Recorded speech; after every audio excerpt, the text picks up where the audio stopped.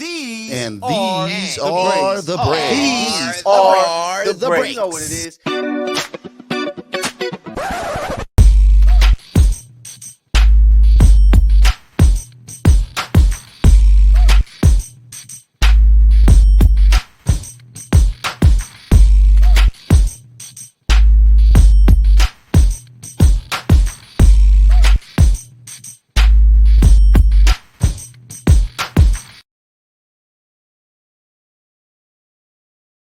And welcome, ladies and gentlemen. My name is Fredo Cervantes. It is Thursday, December the 8th, 2022.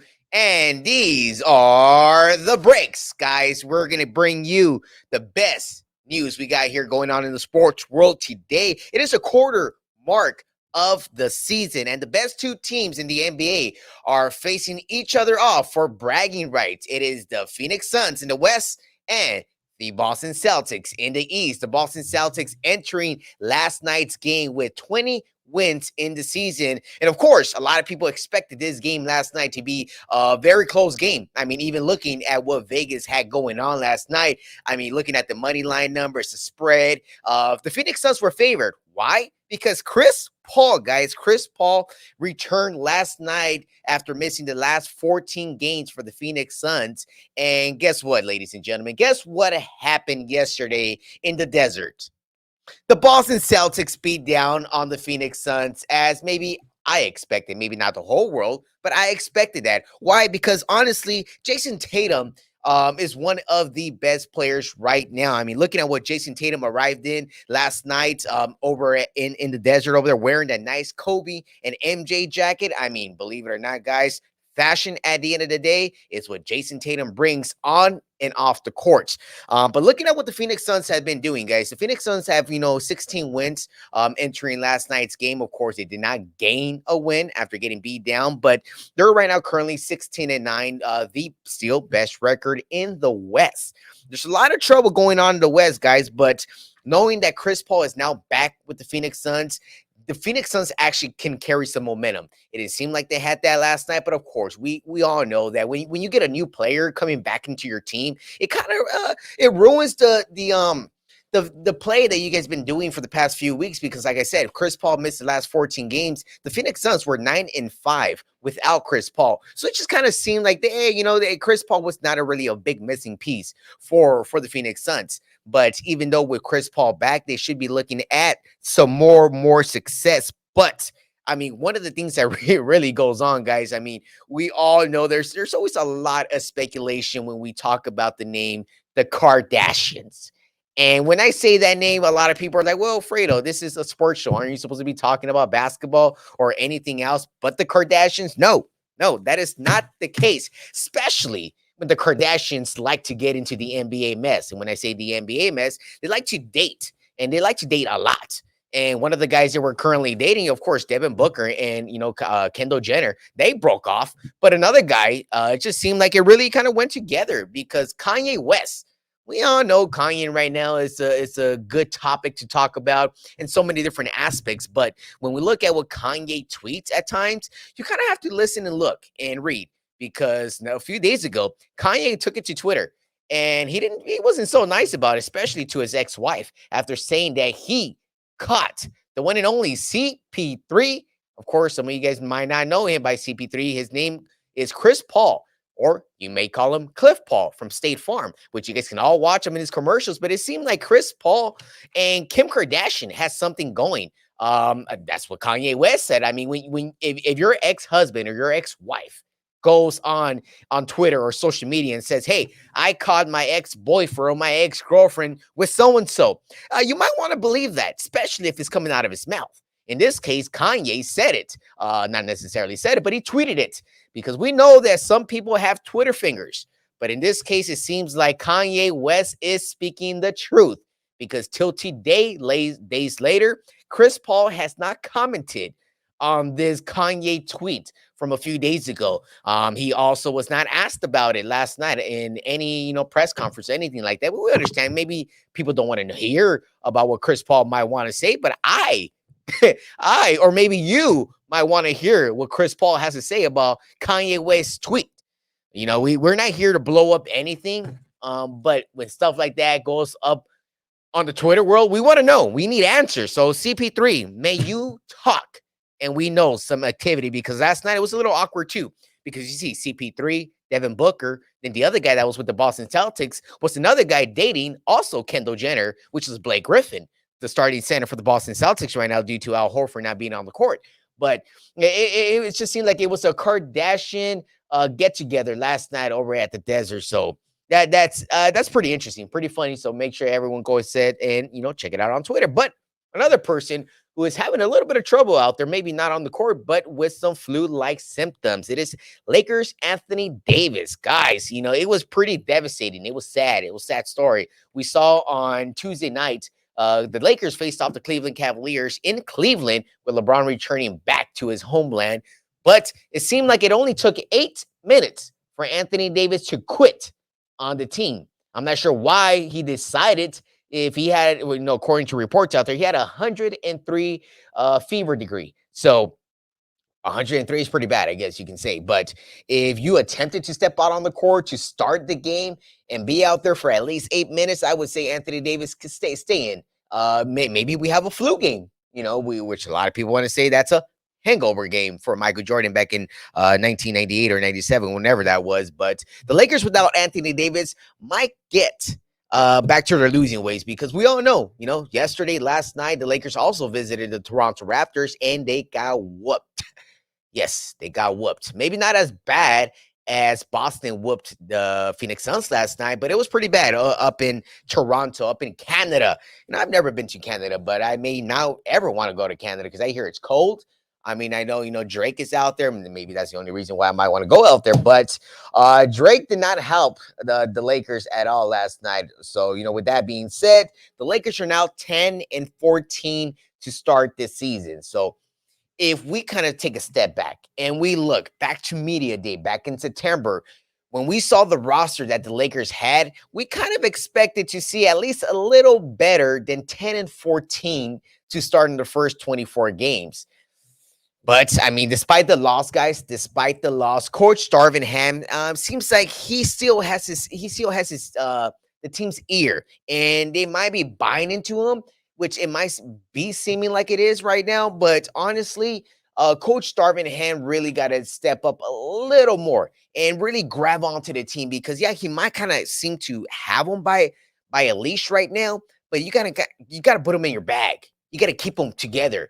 And whether LeBron's out and so-and-so's out, guess what? You have Russell Westbrook, Mr. Triple-Double. He's still healthy. He's the only one that plays every single game.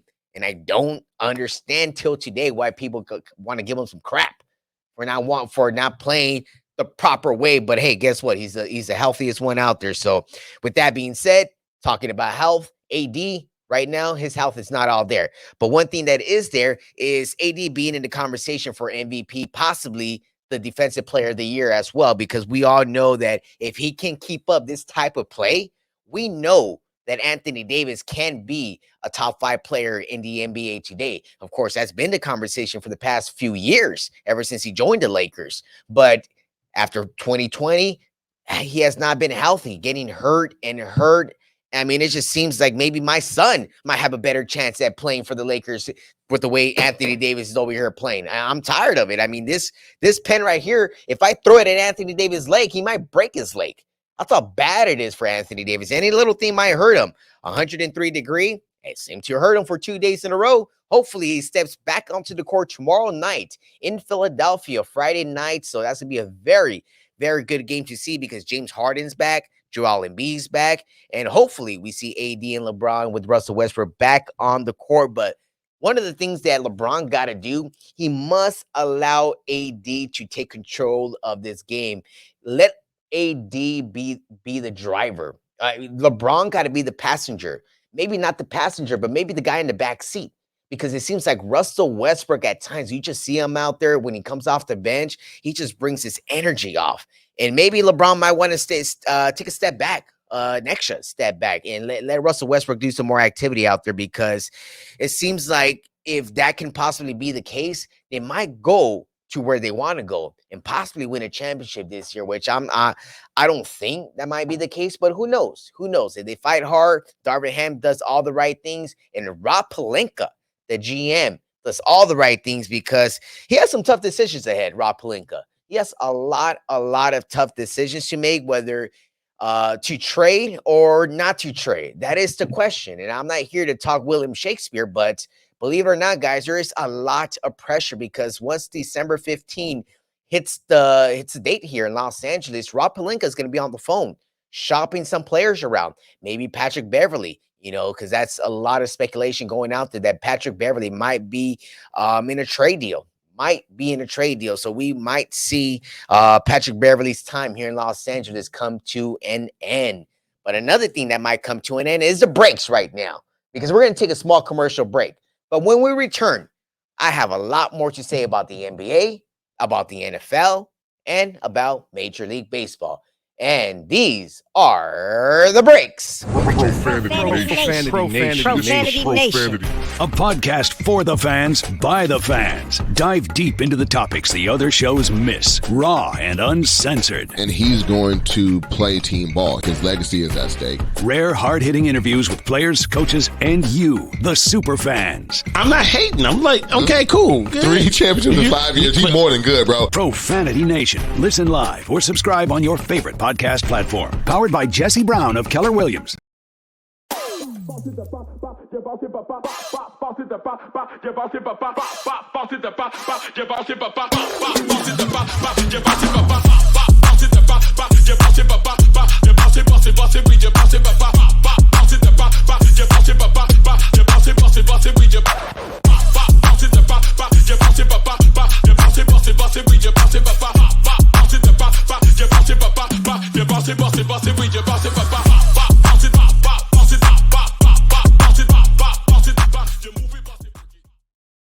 And we return here on These Are the Breaks. Back with myself, Fredo Cervantes, on this beautiful Thursday. Of course, you can catch these breaks every single Tuesday and Thursday, 12 Pacific, 3 p.m. Eastern, every time here on the Infinity Studios streaming channel. But again, guys, just sticking to the NBA, because there's another team in the East that looks very, very good right now so far are the Brooklyn Nets, guys. The Brooklyn Nets look to rebound at home last night against the Charlotte Hornets, which it kind of came down to a very, very close game down to the wire, and with the Brooklyn Nets coming up with a victory 122-116. And yes, the Brooklyn Nets did have Kyrie Irving, did have Kevin Durant. They did not have Ben Simmons. Ben Simmons is still out. Not sure what the situation might be with him. Maybe he's scared to come back on the court. Who knows? Because we all know that Ben Simmons is having a lot of trouble to become the player he was a few years ago. But with that being said, one guy that just kind of is a little different is Kyrie Irving, who is no longer with Nike, ladies and gentlemen. Kyrie Irving is no longer with Nike, but still can just do it on the court and off the court, because he does the things off the court on Twitter. He posts his videos that he shouldn't be doing, but on the court, he's doing terrific. Scoring about 33 points last night against the Charlotte Hornets, shooting about 54% from the field as well, coming out with the victory. Brooklyn has been kind of building up on some low-key wins out there. They're doing very good, especially with Kevin Durant being the leader that he is, and arguably at times can be the best player in the NBA. Yes, I said that Kevin Durant at times can be the best player in the NBA, as he was the back-to-back finals MVP in 2017-2018 with the Warriors. But Kevin Durant is doing pretty good as well, shooting 58% from the field. I mean, anytime you shoot over 50%, you're a very good shooter. And with Kevin Durant's size, I mean, he's just helping the Brooklyn Nets win. And right now, the Brooklyn Nets are looking pretty good in the East. Of course, they're still at the top of the bracket there. But another team that's just down the hall from them, over here in the Madison Square Garden, are the New York Knicks taking on the Atlanta Hawks last night on ESPN primetime. And guess what? The Knicks got the win. And that's the most important thing, especially going against the self-proclaimed king of Broadway, which is Trey Young. Because we all know when Trey Young comes to Madison Square Garden, he goes nuts. Just like Kobe Bryant. At times when Kobe Bryant went to Madison Square Garden, he went off off, shooting those fadeaways, shooting the threes. I mean, beating the Garden record at one point, scoring 62 points and whatnot. It was incredible. It was crazy. But if you're going to wear those type of shoes, that Trae Young at times likes to wear, he puts his little messages on there. And you got to back it up, Trae Young. You got to back it up. You cannot go into Madison Square Garden with the big old mouth, big old feet, and now back it up. All right. So Trae Young, wake your ass up. You got to do something around here. I mean, even though, Trae Young, when he's on the court, the Hawks are not the best. I mean, when Trae Young has a minus 26 on the court, the plus minus, it's not so good. That's bad. That's bad. That's maybe like having Kwame Brown on the court. That's how bad it is. So Trae Young, get off the court. Do something more valuable for your team. But someone not doing something so valuable is this shoe brand that, I mean, at times you want to look at it and you might be like, Fredo, what the hell are you talking about? Yes, I'm talking about Balenciaga. Some of you guys might be, what did you just say? It's Balenciaga. That's what I just said. They are under fire for the most recent ad campaign that they seem to be promoting some very pedophilias, yet surprisingly, they're not canceled yet. At times, when you see any company, any human being, or just anybody, anything, it just seems like you got to pay the price. And a lot of times we see when Kyrie goes up there, Kanye does something. They're like, no, we don't want no more Kanye. Kanye says something, let's cancel him. Or Kyrie's posting these crazy videos, he's canceled. Or Trump tweeted this, he's canceled. It's like, no. It's like, let's look at certain things that really got to get canceled. Because when you look at this Balenciaga shoe brand, some of you guys might want to Google that right now. It might be like, Fredo, what the hell are you talking about? Look it up. Look it up right now as we speak, because we want to see where that same outrage and the same culture that, hey, let's cancel so-and-so. Where is it at for this shoe brand right here with the things that they're doing up there? I mean, I want to explain it to you guys, but I'm pretty sure it might be better for you guys to look it up. Again, if you don't know how to spell it, it is Balenciaga. So look it up. Look it up, because this media at times, it can be hypocritical. It can be. I mean, we all know that. You see a lot of things out there in the media, and you see who has power, who doesn't, and that's what it matters at the end of the day. And certain people want to cancel Kanye, which he seems like he's being canceled because Adidas left them. Nike left Kyrie. They're being canceled. So with that being said, why are certain other people not being held to the same sort of standards that these two people are being held to? So we got to wake up and realize that there are other things that we can put our focus to, and not just Kyrie and Kanye. Even though I want to know what Kanye has to say about CP3 and Kim Kardashian. I'm still waiting for that. But another thing I'm waiting for, and maybe not just me, is the Bay Area. The Bay Area are waiting to see what the holdup is for Jimmy Garapolo. Of course, anybody watching the 49er game over the weekend, we noticed that Jimmy Garapolo is no longer the quarterback of the 49ers. And it's not because he got traded. It's because he got hurt. They said that it was a broken foot. He said, no, I'll be back in about 7 to 8 weeks. That is the speculation right now up in San Francisco, with Jimmy Garoppolo maybe expected to be back in about 7 to 8 weeks. But you kind of look at it, that's about the NFC Championship game. So in order for Jimmy to make it back to the Niners got to get to the NFC Championship first in order to see Jimmy Garoppolo back. But if the Niners can make a deep run, let's say they make a deep run. Let's say, because we know they got Christian McCaffrey, they got Deebo Samuel, they got Nick Bosa, George Kittle. I mean, they got some players. But let's talk about Brock Purdy.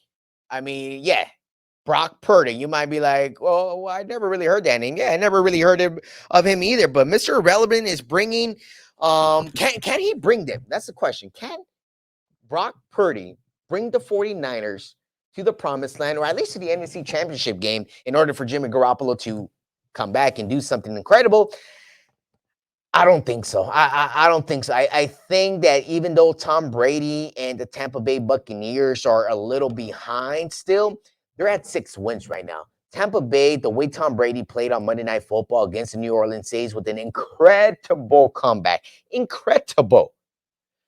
I don't know. I feel that there's still some hope that Tampa Bay might be able to kind of overcome the 49ers, even though the Niners might seem like the best team right now in the NFC. That was prior to Jimmy Garoppolo getting hurt. But with him being out of the picture, who knows how the Niners are going to look. But one thing I do know is that Von Miller is not looking so good right now. Von Miller is out for the season after getting an ACL tear in his left knee. It is a sad, sad story for Von Miller because this is not the first time it happens to him, and it is not the second time, and maybe not the last time, because we all know that Von Miller was traded last season from the Denver Broncos over to the Los Angeles Rams, and guess what? He won a ring, and he booked it. He said, adios, I'm going to Buffalo, and he went to Buffalo and tore his ACL. That's exactly what happened, and Buffalo has no replacement for Von Miller. I mean, when you look at that type of caliber player, it's hard to replace that player. It's hard, very hard. It's the same situation that the Chargers are dealing with. They can't replace Joey Bosa's disappearance. They just can't. It's very hard when you lose a player that's so talented. And it's just like Aaron Donald from the LA Rams as well. When Aaron Donald's not out there, the Rams are not the same type of team. They're not, especially on the defensive end. But with Buffalo winning that game still, and now Buffalo's tied up with the Chiefs, are 9-3 in the AFC. Can the Buffalo Bills hold on without Von Miller and still make the playoffs, or even make a playoff run to the Super Bowl? I don't think so, man. I mean, even though Kansas City is better than Buffalo, Cincinnati looks to be better than Kansas City right now, and so that means that they're better than Buffalo. And Baltimore's Baltimore. I mean, and we got the Miami Dolphins as well. Miami's playing incredible with Tua Tagovailoa, who is coming over to SoFi Stadium to face the Chargers and Justin Herbert on Sunday Night Football this Sunday. So it's going to be a pretty good excitement in the AFC because it seems like all the good teams, and I guarantee you that the Super Bowl champion is going to come out of the AFC. There's just too many good teams out of the AFC. And we're forgetting to talk about the Tennessee Titans as well. The Tennessee Titans are very good. Very, very good. They'll be at SoFi Stadium facing the Chargers in about 2 weeks. So it is something to go ahead and look out for. But another team, and we want to go ahead and, maybe highlight this team here on these breaks, but it is the Dallas Cowboys. The Dallas Cowboys are America's team. It's not Fredo's team. It might be Infinity Studios' team, because when you back with the Dallas Cowboys, they're too good. The way they beat down on the Indianapolis Colts this past Sunday on Sunday Night Football, 54-19. Are you kidding me? 54-19. That seems like the score that the Boston Celtics were beating on the Phoenix Suns, almost by 40-some points. Damn almighty. But, the quarterback, Anthony Brown, may have torn his Achilles. There is a lot of speculation on that. The reports have not verified that yet, as I am reading. But with that being said, there might be down one player in Dallas, but it seems like another player might be coming. It's Odell Beckham Jr. That's someone to be looking forward to, because if Odell comes to Dallas, mighty oh my, they might be the best team in the NFL once that happens. But they do face their neighbors, the Texans, this upcoming week. So that seems like it could be an easy game right there. You're facing the Texans. That's easy. Let's kind of get rid of that point right there, because I don't even want to talk about that. That's how boring that game's going to be. But the Philadelphia Eagles are a very good team. They're a very, very good team, but I'm not a buyer in Jalen Hurts. I mean, Jalen Hurts is too young. Too young. That's why I didn't even mention that Philadelphia is a very good team in the NFC. I still take the San Francisco 49ers with what they got right now over to the Philadelphia Eagles. I mean, even though the record says it, they're 11-1 right now. They're looking like the Super Bowl favorites, but keyword, they are looking like the Super Bowl favorites, because I don't think that maybe the Philadelphia Eagles can't even win a playoff game. They might not be able to. It's going to be very hard, because their first matchup might be, say, a Dallas Cowboys team. It might be a New York Giant team, or it might be the Minnesota Vikings, So the Minnesota Vikings are also doing terrific out there in the NFC, winning that division over the Green Bay Packers. But with that being said, let's move down to the other side of the coast, which is the best coast, the West Coast. Right now in Los Angeles, it seems to be a mess. It is just a mess in Los Angeles. The Rams and the Chargers are dealing with injuries that don't even look like they might make the waves in the playoffs this year. They might not. They might not make it to the playoffs. Neither team. But as of right now, the Rams are 3-9. The Chargers are 6-6. Kind of lets you know at least one team's at least in the hunt to make the playoffs. But with that being said, the Chargers do face one of the best teams in the AFC, which is the Miami Dolphins on Sunday Night Football this upcoming Sunday. But I don't know, man. I honestly do not know what's going to take for both of these two teams to do something. Besides the Los Angeles Rams picking up on Baker Mayfield yesterday. They picked up on Baker Mayfield off the waiver wire through the North Carolina Panthers. So with the Carolina Panthers releasing Baker Mayfield, it's gonna be pretty interesting because a lot of people want to compare Baker Mayfield to Johnny Manziel.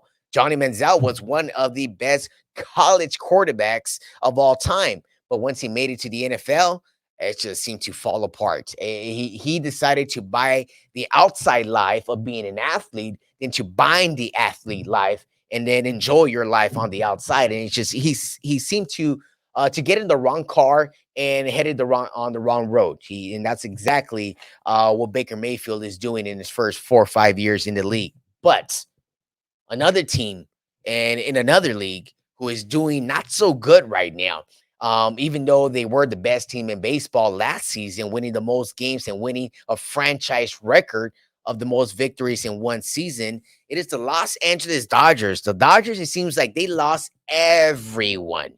It seems like Trey Turner decided to take an 11-year deal worth $300 million.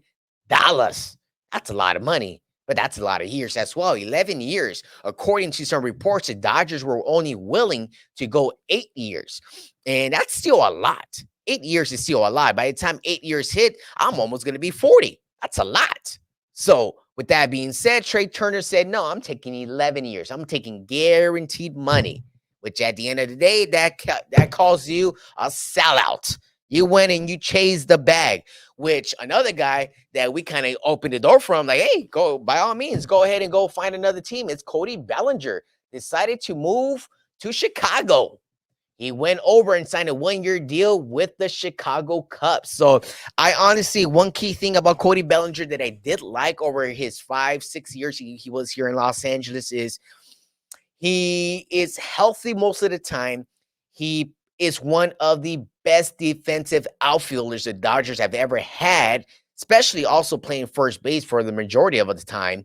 That's going to be a key thing that the Dodgers are going to miss from Cody Bellinger. They're not going to miss his bat because, believe it or not, I may bat better than Cody Bellinger. Cody Bellinger bats about 150. That's crap.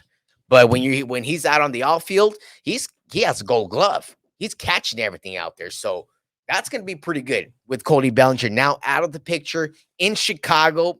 But what do the Dodgers need to do next? Like, are they just being too cheap, or do they really want to compete? Like, you got, I don't know. They could be cheap because if they were willing to let go of Trey Turner for not adding a couple more years, a couple more millions of dollars to maintain a shortstop in Los Angeles, they didn't do that. They also did not want to extend the offer to Aaron Judge and give him 7, 8, 9, 10 years. They only wanted to do 6 years. I mean, it seems like the Dodgers are always playing it safe, whether it's calling it cheap or playing it safe. Either or, they're playing something. But yeah, like I mentioned, Aaron Judge signed that big contract worth almost $360 million. And it seems like he decided to bet on himself.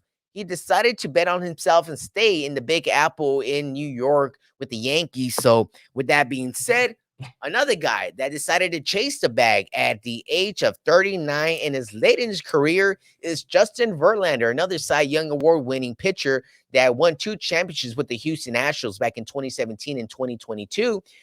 He decided to walk over to the New York Mets. So when you look, take a second. When you look at the 2 best starting pitchers technically in the National League now, you look at Max Scherzer and Justin Verlander with the New York Mets. That's your 1-2 punch. Wow, that's great. But guess what? They're old. They're trash now. It seems like it, because when you're going to bet on these 2 pitchers and pay them over $40 million just to pitch 1 out of 5 nights, these old men are not going to be able to keep up. especially going deep into the playoffs. We saw what happened with Max Scherzer last year with the New York Mets. We saw the devastating breakdown that he had, back-to-back losses, humongous losses. And that is the reason why the New York Mets got eliminated early in the playoffs. So with that being said, Justin Verlander, $86 million, you got the bag. You got the bag, and the New York Mets got another easy route to elimination playoffs. That's what it seems like. But ladies and gentlemen, that was an amazing time to have you guys down here. Listen to me talk my sports. And at the end of the day, guys, again, I just want to let you guys know that today is Thursday. Just in case you did not know, today is Thursday. It is December the 8th. And guess what? These are the breaks. I'll see you guys next Thursday, 3 Eastern, 12 Pacific here on the Infinity Studios.